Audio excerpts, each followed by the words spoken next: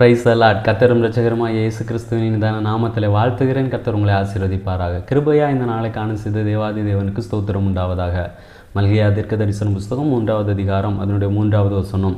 அவர் உட்கார்ந்து வெள்ளியை புடமிட்டு சுத்திகரித்து கொண்டிருப்பார். அவர் லேவியின் புத்திரரை சுத்திகரித்து அவர்கள் கர்த்தருடையவர்களாய் இருக்கும்படிக்கும் நீதியாய் காணிக்கையை செலுத்தும்படிக்கும் அவர்களை பொன்னைப் போலவும் வெள்ளியைப் போலவும் புடமிடுவார். கர்த்தருடைய நாமம் மகிமைப்படுவதாக. நம்முடைய கர்த்தருக்கு எல்லா காரியமும் எளிது. அவர் எல்லாவற்றையும் எளிதாக செய்து முடிக்கிறவர். ஆனால் இங்கே சொல்லப்பட்டிருக்கிறது அவர் உட்கார்ந்து என்று. ஒரு வேலையை எப்பொழுது உட்கார்ந்து செய்வோம் என்று பார்க்கும் பொழுது எந்த வேலை ப்ராசஸ் லேட் ஆகுதோ அதை நாம் என்ன செய்வோம்?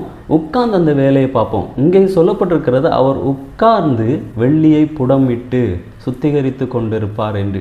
இங்கே யாரை புடமிடுகிறார் என்று பார்க்கும் பொழுது லேவியின் புத்திரரை புடமிடுகிறார்.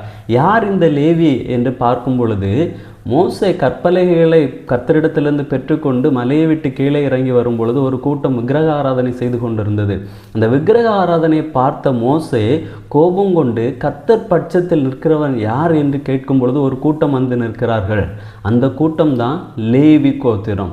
அந்த கர்த்தர் பட்சத்தில் நிற்கிறவர்களை கர்த்தர் என்ன செய்கிறார்? புடமிடுகிறார். நமக்கு அநேக சூழ்நிலைகளிலே ஒரு சந்தேகம் உண்டாகிறது. நான் கர்த்தருக்காக உண்மையாக வாழுகிறேன், நான் கர்த்தருக்காக தானே வாழுகிறேன், கர்த்தர் பட்சத்தில் நிற்கிறேனே, ஏன் எனக்கு இந்த பிரச்சனை, ஏன் எனக்கு இந்த சோதனை என்று அநேக வேளைகளிலே நாம் சிந்திக்கிறோம்.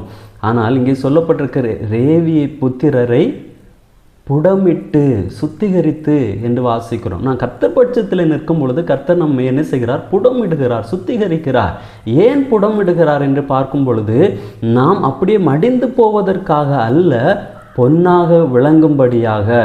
யோபு சொல்லுகிறார் அல்லவா, இந்த சோதனைக்கு பின்பு நாம் பொன்னாக விளங்குவேன் என்று. அதே போல தான் கர்த்தர் நம்மை புடமிடும் பொழுது அந்த புடமிட்ட பிறகு நாம் என்ன செய்கிறோம்? நம்முடைய வேல்யூ அதிகமாகிறது. இப்போ ஒரு பொன்னை தூக்கி நெருப்பில் போட்டுவிட்டு அதை புடமிடும் பொழுது அந்த கொல்லனுடைய பார்வை எதன் மேலே இருக்கும் அப்படின்னு சொன்னால் அந்த பொண்ணு மேலே இருக்கும். அதே போல் தான் கர்த்தர் புடமிடும் பொழுது அந்த சோதனையின் நேரத்திலே கர்த்தருடைய பார்வை நம் மேலே இருக்கிறது.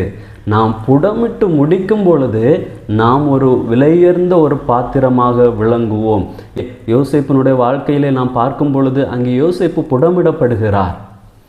அங்கே புடமிட்ட பின்பு அங்கே யோசேப்புக்கு நல்ல ஒரு உயர்வான இடத்திலே அமர வைக்கிறார், பொன்னாக விளங்கும்படியாக செய்கிறார். அதே போல தான் நம்முடைய வாழ்க்கையிலே அந்த புடமிடுதலுக்கு பின்பு, அந்த சோதனைக்கு பின்பு நம்மை பொன்னாக கர்த்தர் விளங்க பண்ணுவார்.